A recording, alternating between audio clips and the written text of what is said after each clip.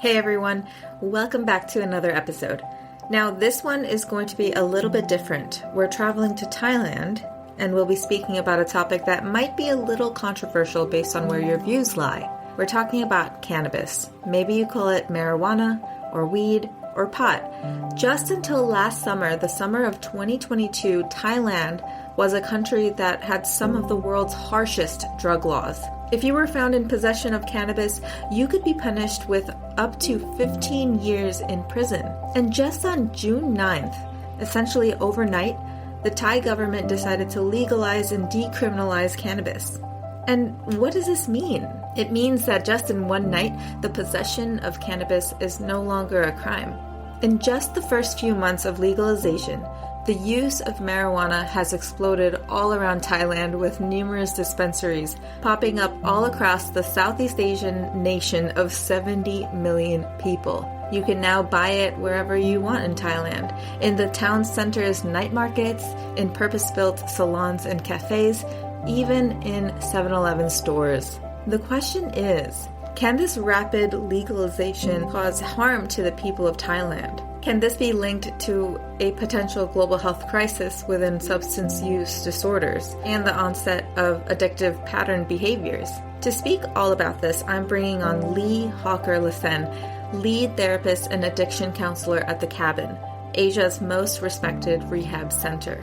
Located in Chiang Mai, Thailand, and with a clinical team that has more than 50 years experience, The Cabin has successfully treated over 5,000 inpatients.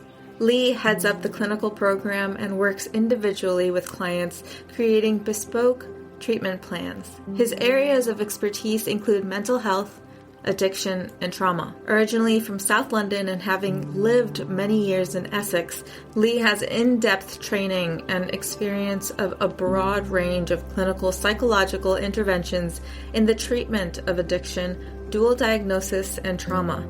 He's worked in a broad range of national and international therapeutic settings, both public and private, and has delivered high-quality substance misuse treatment and trauma therapy for both charitable organizations and private facilities, including the Priori UK and The Cabin.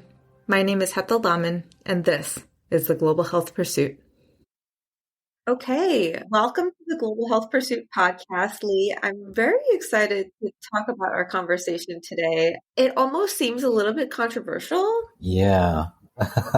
When Natalie reached out to me from Love PR London to have you on the podcast, I read the title. It was a decriminalization of cannabis as a global public health crisis. Yes. I was like, whoa, okay, this is something that's really, really interesting. Yeah. So I want you to first talk a little bit about what your background is and your story. You are currently based in Chiang Mai, Thailand, correct? Correct, yes. Tell me a little bit about your story. Okay, so I've thought carefully about this and I thought, how do I censor this so that I don't take up all of the conversation with me? There's a significant stepping off point that occurred around about the year 2000. And I should say that prior to that, I'd grown up in England in a working class family, nothing really unusual other than there was significant amounts, I would say, of developmental trauma. And when I say trauma, I think it's best to define what we mean by that, because I think trauma is a very ambiguous word that gets bandied around. But what I've come to understand through, my own education and the therapy that we deliver is that trauma for young people is pretty much anything that's less than nurturing. So for young children, developing through adolescence and even into early adulthood, I think when we're confronted by adversity that exceeds our capacity to manage, that constitutes trauma. And I think growing up, I experienced, even though it was a developed country and came from a fairly, respectable background, good people that I grew up amongst, there was a lot of adversity. And I think that shaped the first part of my life. And I reached a crossroads in my life around 2000 where everything that I tried to do to cope with, a lot of the things that had gone on during childhood and growing up. And some of these things are experienced by great many people, domestic violence, bullying, displacement, those kind of things that sometimes we take for granted. But I think the accumulative effect is that they leave an emotional footprint.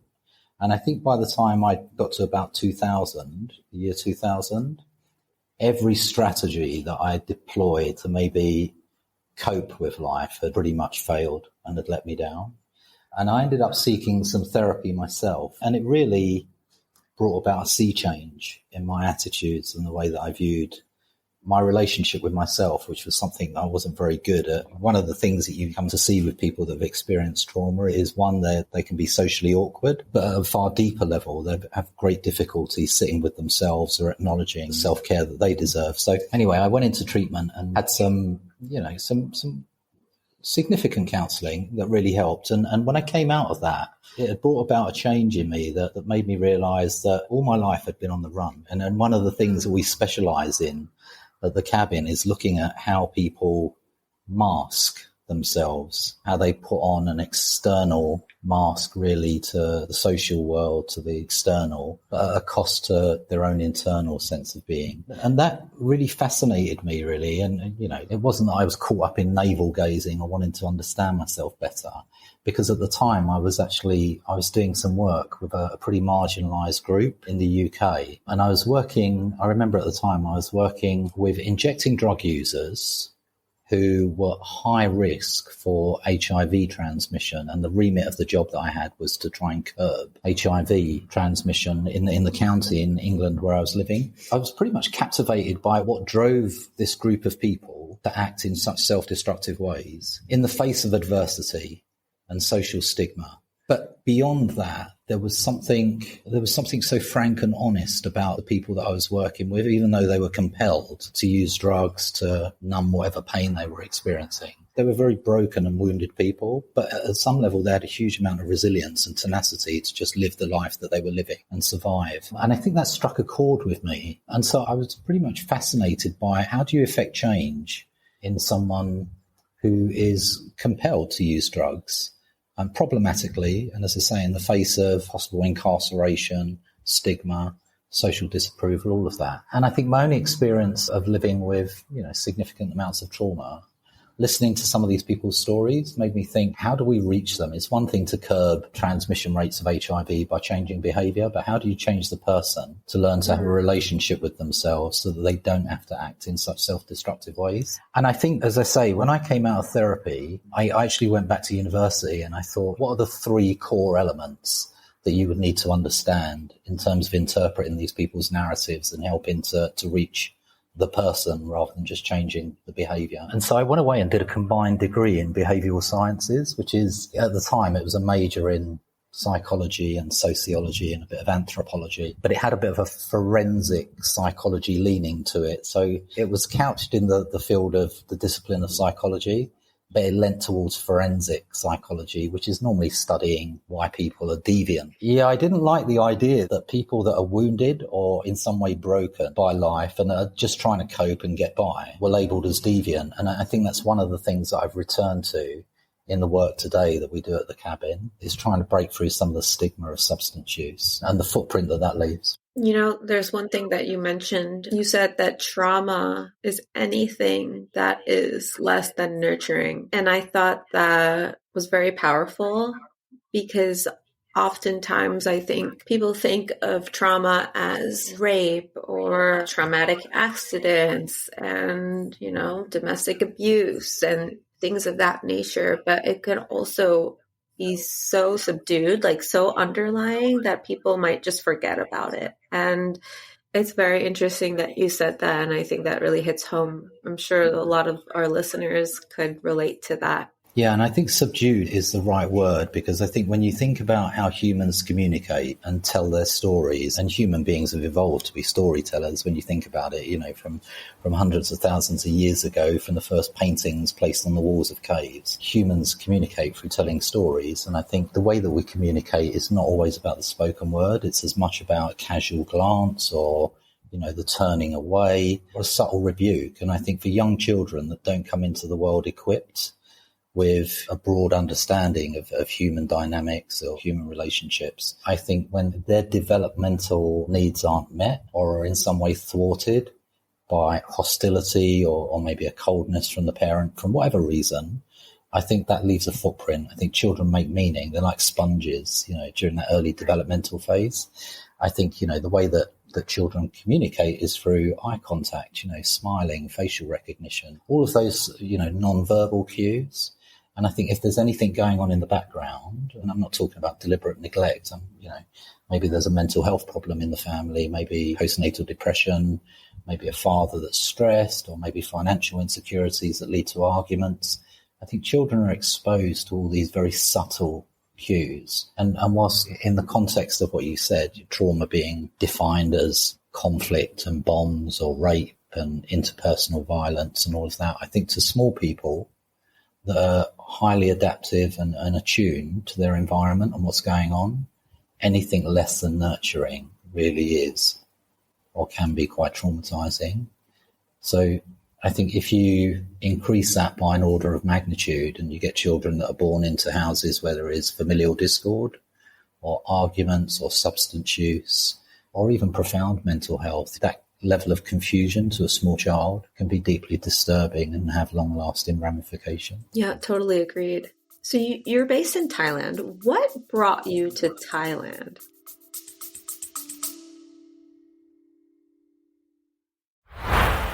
Hey there, I hope you're enjoying this episode. And if you are, would you do me a tiny favor? Show me some love by doing one or more of these three things. A, click the support this podcast link in the description to donate a few dollars toward the production of this podcast. My dream is to do this full time, and your support would mean the world. B, you can write me a review on Apple Podcasts and or rate me on Spotify to give me a boost in the algorithm. Or C, share this episode with someone who would love it just as much as you do. I truly and deeply appreciate you. Let's get back to the episode.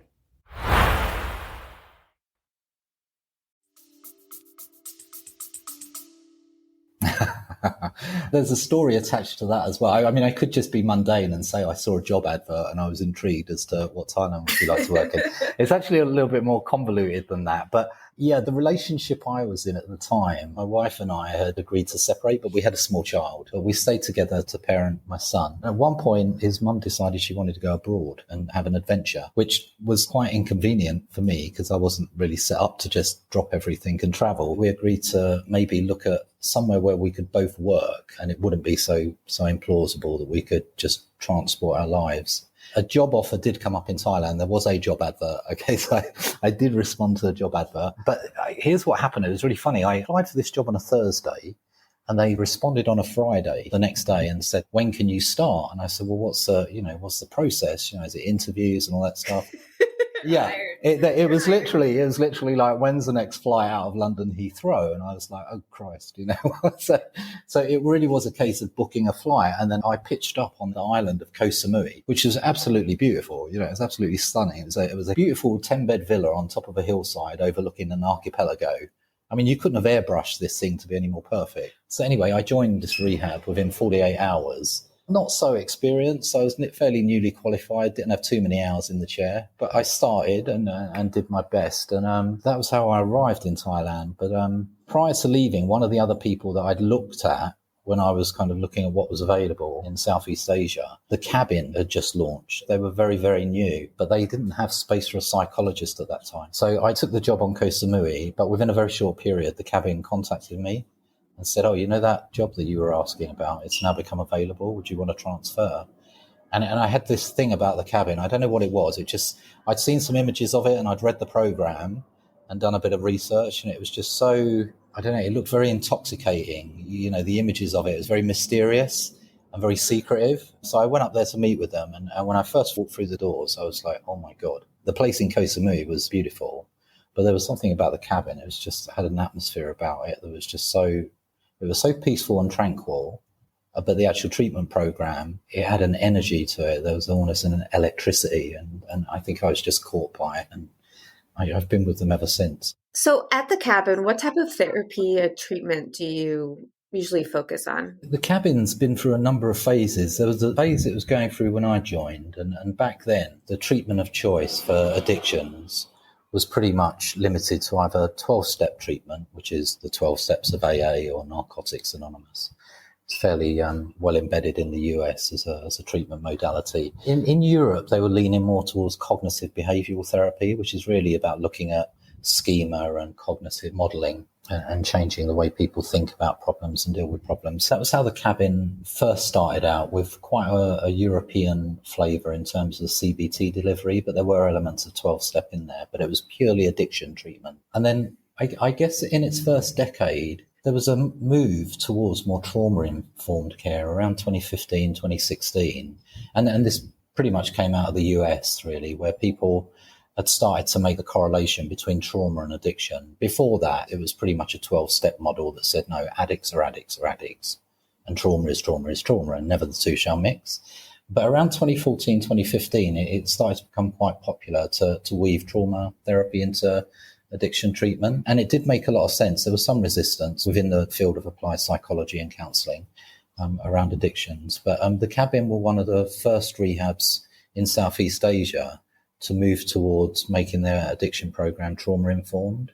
And so what that meant was that there were additional treatments added to deal with, a lot of the precursors to addiction, because whilst addiction does have an organic etiology in terms of being a brain disorder and dopamine reward systems and what have you, one can't deny a lot of the environmental factors that people have experienced and maybe lead them to using substances or, process behavior-driven addictions as a way of avoiding difficult feelings. So we still have CBT. We use a lot more trauma-focused therapies. We use EMDR, which is eye movement reprocessing therapy for reprocessing of problematic memories from short-term into long-term memory so that they can degrade, because while something's in short-term, it just keeps recurring, which is what defines flashbacks and intrusive thoughts. But we've also pioneered a new combination of therapies in terms of using something called neurofeedback with EMDR. And it gets a little bit technical, but there's good evidence to support that out of the US. But as far as I'm aware, no one in Southeast Asia is doing that. So we've gone quite heavy on the trauma at the moment. It seems to have good outcomes and it has good feedback from the clients. And I think that's the most important thing, that if clients feel that they're getting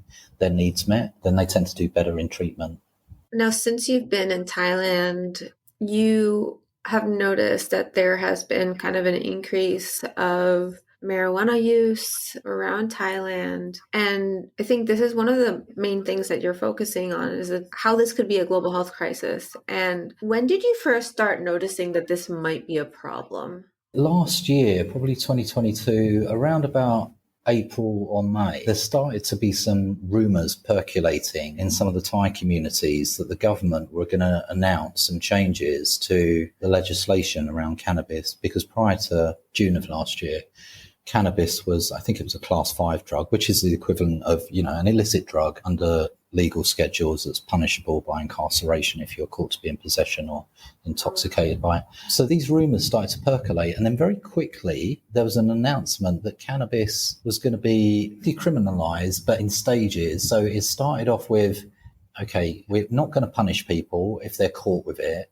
Then there was an amendment that said, actually, we're not going to punish people if they're caught with it, and you can grow some plants in your garden, but they'll be subsidised because the government will buy that for medical, pharmaceutical use. So it was introduced in a very haphazard sort of way. But I guess the key takeaway from this was we went from part of the world where punishment for possession of drugs is often very severe, quite impartial.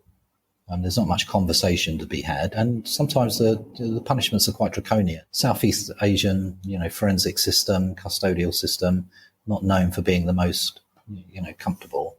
So I think, people that fall foul of the law for drug offences report some very difficult experiences. And so when that change happened, it was quite concerning, because obviously Southeast Asia, Thailand, that whole Golden Triangle area has a long history with the production of drugs, especially the Mekong Delta. And I think for me, it wasn't so much about the legalization, it was about the speed at which the marketing kicked into overdrive and the impact that was going to have on young people. Because what I noticed was no sooner had this thing been, decriminalized than it was being sold openly on the streets. And I think there's a difference between legal and decriminalized, yeah? So decriminalized just means if you've got it, you probably won't be, arrested, incarcerated, or any of that. Right. Whereas if it's legal, it's just, hey, it's legal. Okay. But seeing it was decriminalized, I mean, I don't often go down into Chiang Mai town because we're based just a little bit out of Chiang Mai. People started saying to me, have you been down in the old city recently? There's cannabis stalls and 7-Eleven and people kind of buying cannabis products. And I was like, really? And then the next time I went through the town, I was shocked at just how many places there were. But what grabbed me was the way that it was being marketed, the language around it. And then I think there's been a lot of confusion about the medical or medicinal properties of cannabis. And I think that's quite deliberate, because at the same time that the decriminalization took place, there seemed to have been an explosion of CBD products, the talk about CBD and the medical benefits of CBD, which is, a product of cannabis that doesn't have the THC component in it, the stuff that gets you high. So there seemed to be a conflating on the one hand of something that's regulated pharmaceutically, the CBD product, and then the introduction of cannabis into, the consumer market. But these two things seem to suddenly become very symbiotic. And I thought, actually, this is going to be a problem because people aren't largely aware of the problems that cannabis can pose. Can you talk a little bit about the marketing? Like, what kind of wording have they been using? So I give you an example. So the word dispensary was one that I saw that I drove past recently. Okay, cannabis dispensary. And I think when you think of the word dispensary, it's normally used in terms of pharmaceuticals for, the local chemist shop, somewhere where you would go and buy a remedy. But this one particular place, all it had was jars of cannabis, where you could sit and, smoke it, buy it, whatever. And I thought that's quite clever, the way that they've kind of taken the CBD component, which is, a pharmaceutical based product that is heavily regulated to some degree. But they've actually borrowed that term and stuck it onto the THC-based cannabis. And I think the other thing that I noticed as well was that a lot of the stalls and shops that have opened up have got menu boards outside. And the menu boards, the names of the products that they're selling are very much aimed at young people, and they're almost facsimiles of confectionery, sweets, candy, things like that. So the names that they're using to describe the cannabis that they're selling is lending itself from the marketing of other products like sugar-based confectionery products, things that are associated with fun, with pleasure. And I think at nowhere is there any warning or is there any prohibition or education, in the way that you would find on a bottle of alcohol, cigarettes even for nicotine. These sectors are compelled to issue health warnings on their products. And I think what I've noticed is actually in line with the availability, the actual marketing of these products is very, very ambiguous in terms of the way that there's crossover between the pharmaceutical value of CBD and cannabis related medications and the actual cannabis product that's smoked to achieve a high. It kind of reminds me back in the day when cigarette companies had commercials. It would almost make it look super cool, right? Yeah. And it's aimed towards those younger people. And it seems like this is just kind of another wave of that. I mean, there is that. And I think, it may be in developed countries in the West, maybe countries where they're more litigious. I think we've been through that process with the tobacco industries where we've seen how underhand they were, how they conflated the truth, obfuscated all the kind of issues around nicotine. Even with alcohol today, I think if alcohol was invented today, it would be banned immediately when you look at the health impacts. It just would. But, we've learned to kind of accept alcohol, even though in terms of the ramification of its abuse, it's one of the top 5 killers. So the problem that I have is, one, the availability of it, and 2, that this is playing out in real time. I think there's a lot of symbolism between cannabis and a lot of the other products are being used to entice children. At the moment in the UK, there's a significant push to identify problems associated with young people vaping Okay, and I was talking to someone about this today. That if you look at the way vaping is promoted, it's promoted very much in the same way that cannabis is being promoted now. You know, with the different flavors, the juices, the marketing, the colors, deliberately aimed at young people because they'll recognize a lot of the brands and what have you. But if you look at the paraphernalia of what's involved in vaping, where you've got, you've got the vape machine, which is similar to, the pipes used with cannabis. You've got the filters, you actually got the products, you've got the permissive behavior of the subcultures that use and engage in these products. So I think there's a lot of crossover, and the fact that young people are being targeted is really worrying, because I think cannabis has been evidenced to have quite significant impacts on young people's brains in terms of their development. If you look at the statistics, horrifying. I think it's something like a 7% increase in the chances of developing schizophreniform disorders like psychosis. Okay, if you're using cannabis on a daily basis, and that number jumps significantly in younger people because obviously their brains are still developing. So if you've got someone who's smoking cannabis every day, there's no health warnings, this stuff's openly available and is targeted, I think then the chances of them of developing a significant mental health problem is very real, and the evidence suggests that the sevenfold increase. And that's before you take in any kind of genetic predisposition for maybe addictions or what have you. So I think you have got a problem that's played out before with nicotine and alcoholism that's playing out at the moment, but it's deliberately being targeted at young people. And this is specific to cannabis, right? Not CBD. I mean, CBD is marketed as not containing THC, and I think, if you took a urine test or any form of urinalysis or drug test, a slim chance that it would show up for THC. There's always going to be a subdecimal amount, a small amount, but not sufficient for you to abuse or get high. I mean, it's a different animal in that sense. Like, the thing with CBD is it tends to be more heavily regulated as a pharmaceutical product, along with the medicines that contain, cannabis, like the anti-seizure medicines that contain THC. They're quite heavily regulated. But at the consumer level, there's no regulation. And I think that's the concern, especially with the number of countries and states in the US now that are moving to decriminalization and then subsequently legalization. I think what you've got here is huge populations that are going to be exposed to something that marketing has got its teeth into and is ready to exploit. And I think that's the real concern, is the marketing of it. So have you seen patients at the cabin who have experienced adverse effects from cannabis? The thing with cannabis is, let's take a standard case that you've got someone that's using cannabis, and we have to use the term gateway drug. I know a lot of people don't like it because, any drug can be a gateway drug once you start taking it. The thing with cannabis is it's often seen as an entry-level drug, but the problem with entry-level drugs is where there's access to one drug, there can be access to another drug. And where you've got permissive behavior, that you form a group of people that have shared values in taking a drug, it's easy for them to take the next drug up and what have you. And so what we tend to see at the cabin is that correlation, that actually cannabis is part of a bigger story. That most of the cases that come to inpatient treatment, let's be frank, by the time somebody needs intensive inpatient treatment, things have got pretty seriously out of hand. Yeah, because if you could deal with this in the community, you just go and see a counsellor or local community drug and alcohol team and what have you. But what we tend to see is that at some point in the clinical landscape, cannabis has been the thing that everything's pivoted on. And so whilst we tend not to see too many young people with cannabis, the ones that do come in, they haven't always had the full effects. They're normally at the age that they're sent to us, they're sent by their parents or by their family, who can see that things may be getting out of hand.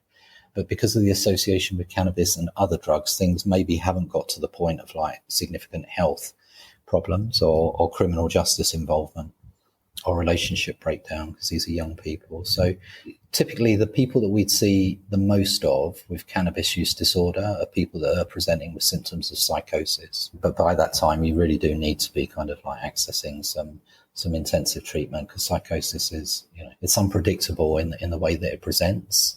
And it can be quite frightening for the people observing it, because, nothing makes sense really in terms of the presentation of the disorder.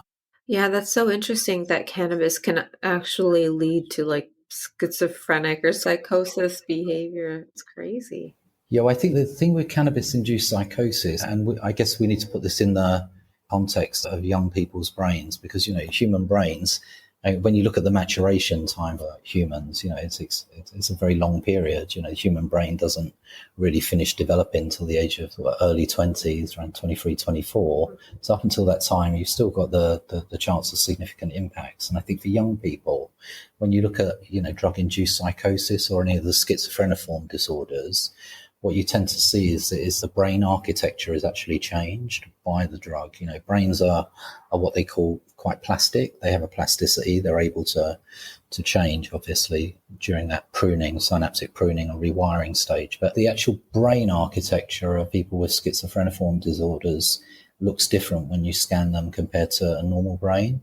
But it's not just the architecture. What you've also got is a dysfunction in the neurotransmitters that occur, and I think that's where a lot of the problem is for young people, is because a lot of the emotional regulation and cognitive functioning in young people is contingent on the reward system and two critical pathways that run through the reward system. When the homeostasis of that gets thrown off kilter, I think for a lot of young people, that can be hugely problematic, because adolescence is typically a time of storm and stress anyway. And I think when young people are dealing with storm and stress, and then they've got the extra additional burden of peer pressure, subcultural norms around the use of the drug, and then the impacts of the drug, it's not uncommon to see people taking more of the drug thinking, oh, well, this makes me feel better, even though the long-term prognosis is not something that they have the foresight to see. It's like the easy win, the reward system of like, when I take this drug, then I feel good. And it helps me like get through the day, Well, I think that combined by the fact that, we live in an age now that's completely different from maybe when you and I were growing up. Times have changed so fast in terms of technological advancements and the age of the internet. I mean, since the launch of the internet, there was really an epoch in the way that, I don't want to get too political, but the way that capitalism and social media has learned that actually the way to make success is to play off people's limbic systems. You've almost, I think there's a term for it, isn't there? Limbic capitalism. There are algorithms and whole teams of researchers to keep you on the platform, to keep you on the social media, to keep you in the casino. In some ways, we live in an age of addiction. I was talking to someone today, that we evolved. Our limbic systems and us as humans evolved to deal with scarcity, basically, as human beings. That's what we were confronted with over tens of thousands of years, whereas now we live in an age of abundance. And I think for a lot of young people, the route to pleasure as a means of avoiding pain is to like the next thing on Facebook or to click on the next button or scroll up. You can't not look at your phone for 5 minutes. I know, and it's difficult, so you don't want to sound like some old kind of like, fuddy-duddy saying, don't use drugs. But, put your phone away. but I think, life is terribly complicated for young people now. And I think adding in this problem of a drug that can do significant damage to developing brains in a way that's, unregulated, carries no health warnings, and deliberately targets young people is quite worrying. And it seems to be a political trend now that more and more countries are going over towards moving their legislation towards legalization and decriminalization. Yeah, and I mean, we could talk about that for like hours, because I think that, what you said about capitalism and a lot of things just kind of come down to the money, the baseline. Well, life is full of addictive hooks, isn't it? We're hooked into everything. Hooks are everywhere. I don't know that there's any real education. I think this information comes to people later on in life. It's always after the fact, when you look back and you, maybe with somewhat cynical eyes, the truth becomes apparent. You start to see what the pure motives are. I think for young people, the sparkling lights and the social media approval and all of the sort of subcultural cues that say do this but don't do that, I think the allure is hugely intoxicating for them. So why wouldn't they do some of these things if that's what gets them approval? Because that's what young people look for a lot of the time, is to fit in. Yeah, for validation, for sure. So what can our listeners do to learn more about this issue? Where can they go to just like educate themselves? I was thinking about this today, actually. I was thinking, actually, I'm somewhat cynical of the way the internet has become the place to go for research, the way that Facebook is the place to go for news, and YouTube has kind of like become the oracle of all truth and what have you. But actually, I Googled, some anti-cannabis legislation groups, and I was amazed at what came up because I thought there would be nothing. But I think, it depends where people are at. I mean, in terms of, at the front end, at the coalface, I think parents spending time with their children, finding out, a bit more about what the real risks are, taking the time to actually explore this and actually sit down with children. Because I think all too often children are given, technology at very early ages now to occupy themselves because mum and dad are so busy. And I think they ingest information that way. So for parents to do a little bit of research on what the costs and consequences of substance use is invaluable, really, but actually sitting down with their children and talking to them.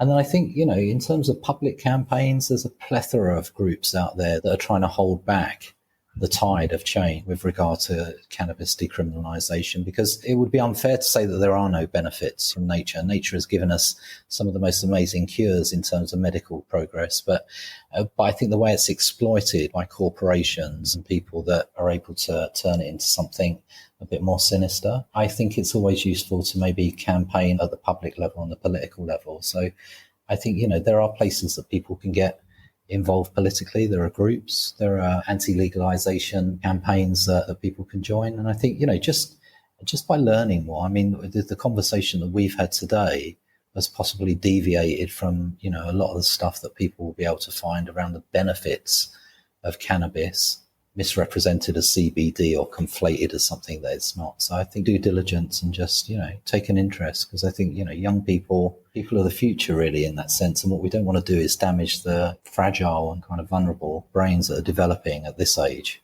so that they end up becoming broken tomorrow in need of repair. Yeah, I think something that I'm learning as well is to read the ingredient lists on packages and things like that.